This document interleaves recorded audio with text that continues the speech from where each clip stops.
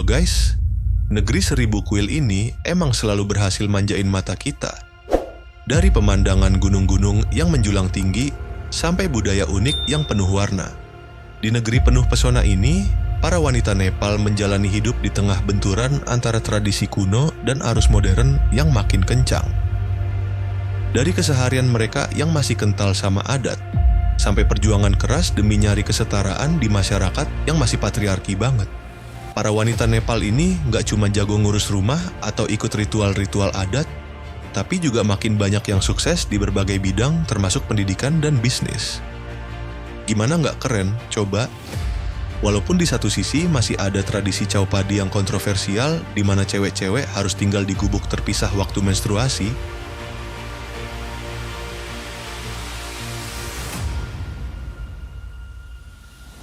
di sisi lain, banyak juga yang aktif di dunia politik dan gerakan sosial. Hidup mereka tuh penuh dinamika dan tantangan, bro. Lalu, gimana sih sebenarnya kehidupan para wanita Nepal? Hey, selamat datang di channel Satu Kata. Siap buat dapetin info dan inspirasi keren? Yuk, langsung mulai. Dan di video ini kita bakal bahas lebih dalam. Jangan lupa untuk subscribe channel ini. Nah, kayak yang udah disinggung tadi, tradisi Chhaupadi ini udah mengakar lama di Nepal. Ini tuh praktik sosial yang ngelarang wanita dan anak perempuan ikut kegiatan keluarga waktu menstruasi gara-gara dianggap nggak suci. Mereka yang lagi menstruasi harus diisolasi dari keluarga. Dilarang masuk rumah, dapur, sekolah, apalagi kuil.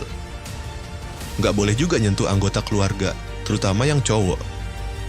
Makanan dan air dikasih dari jauh, biar nggak ada kontak fisik. Nggak boleh makan yogurt, mentega, daging, atau makanan bergizi lain, karena katanya takut kotorannya bisa bikin sapi sakit. Aneh banget, ya? Makanan khas selama menstruasi cuman makanan kering, garam, dan nasi. Itu doang. Bahkan mereka juga dilarang mandi atau nyuci baju pakai air dari sumber umum. Selama Chhaupadi, wanita dipaksa tinggal di kandang ternak atau gubuk kecil yang terisolasi. Gokilnya lagi, praktik persalinan di beberapa daerah juga kayak gitu. Ibu yang mau melahirkan harus dikurung di tempat terpisah. Kejam sih, asli. Tradisi ini lahir dari kepercayaan kuno dan mitos. Dulu ada raja bernama Indra Raja Paradeva yang percaya kalau menstruasi itu kutukan. Katanya, kalau cewek yang lagi menstruasi nyentuh pohon, pohonnya nggak bakal berbuah. Kalau baca buku, Dewi Saraswati bakal marah. Dan kalau nyentuh cowok, cowoknya bisa jatuh sakit. Tapi, walau mereka diisolasi, tetap aja harus kerja. Banyak dari mereka yang disuruh ke ladang atau kerja fisik berat meskipun lagi menstruasi. Padahal Chhaupadi udah dilarang pemerintah Nepal sejak 2005. Terus, di tahun 2017, pemerintah bikin hukum yang ngasih sanksi buat siapa aja yang maksa wanita tinggal di gubuk menstruasi. Hukuman penjara 3 bulan atau denda 3.000 rupiah Nepal. Tapi tetap aja praktik ini masih terjadi.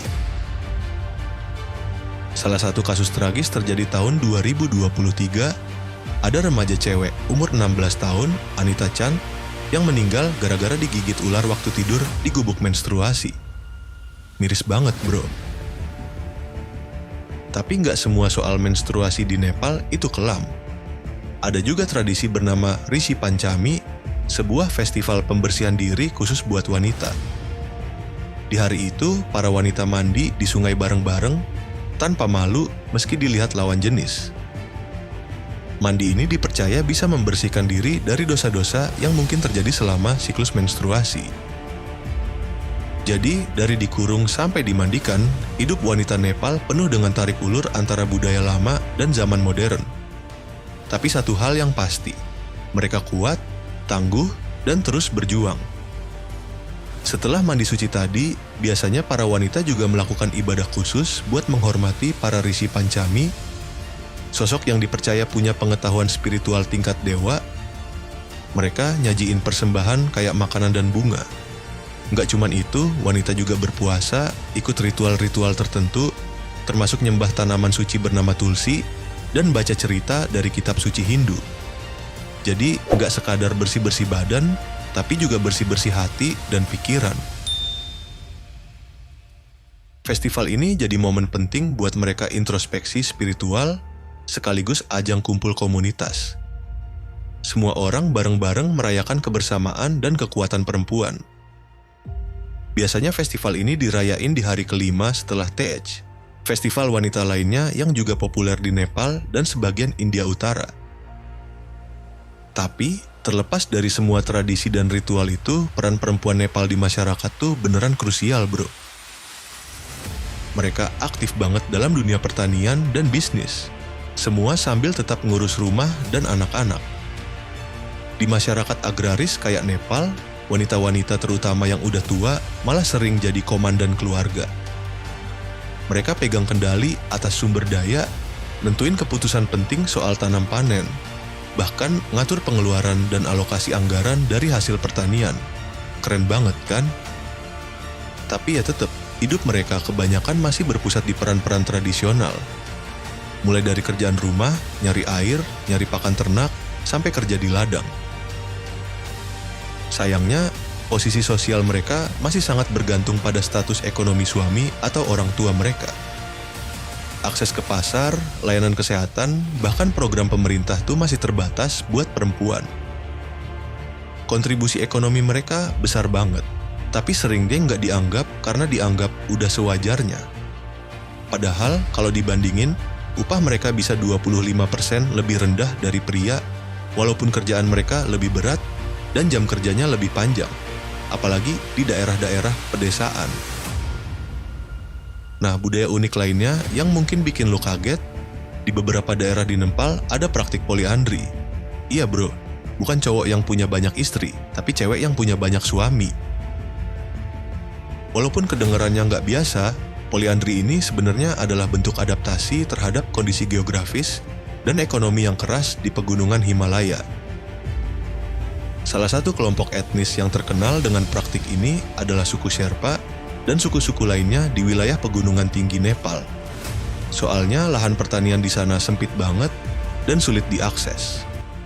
Jadi, buat menjaga harta dan tanah warisan tetap utuh, satu keluarga cuma punya satu istri yang dinikahi oleh beberapa saudara laki-laki sekaligus.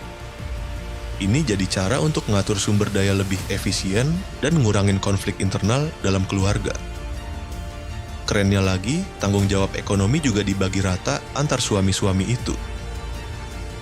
Biasanya, anak laki-laki tertua yang milih calon istri dan adik-adiknya bakal ikut menikahi perempuan yang sama begitu mereka dewasa. Dan buat si cewek, ini dianggap sebagai bentuk asuransi hidup juga. Jadi, kalau salah satu suami meninggal, dia nggak langsung jadi janda. Masih ada suami lain yang tetap tanggung jawab. Unik, tapi ada logikanya juga ya bro. Biasanya, anak laki-laki tertua yang milih calon istri dan adik-adiknya bakal ikut menikahi perempuan yang sama begitu mereka dewasa. Dan buat si cewek, ini dianggap sebagai bentuk asuransi hidup juga. Jadi kalau salah satu suami meninggal, dia nggak langsung jadi janda. Masih ada suami lain yang tetap tanggung jawab. Unik, tapi ada logikanya juga ya bro. Laki-laki di sini justru menganggap berbagi istri sebagai hal yang wajar dan bahkan menguntungkan. Makanya, praktik poliandri ini jarang banget bikin pertengkaran antar saudara. Semua udah paham perannya masing-masing bro. Perempuan Nepal juga dikenal dengan pakaian tradisional mereka yang khas dan penuh warna. Misalnya sari, gunyu, dan kolo. Gunyu adalah sejenis kain panjang yang dipakai sebagai rok, sementara kolo adalah blus yang dipaduin dengan kain penutup kepala bernama patuka. Biasanya outfit ini punya warna-warna cerah dan dihias dengan pola serta sulaman yang cantik banget.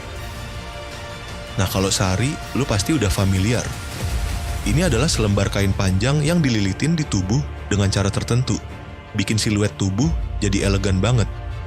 Di Nepal, sari sering banget dipakai barengan sama gunyu dan colo, terutama pas acara-acara spesial kayak festival, pernikahan, atau upacara keagamaan.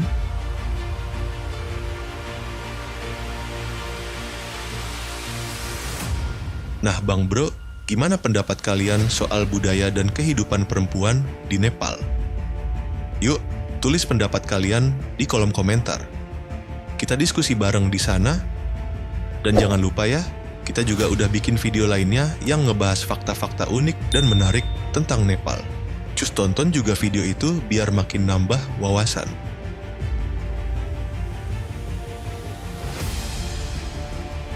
Nah, itu dia video kita kali ini. Semoga kalian suka dan mendapatkan sesuatu yang bermanfaat dari sini.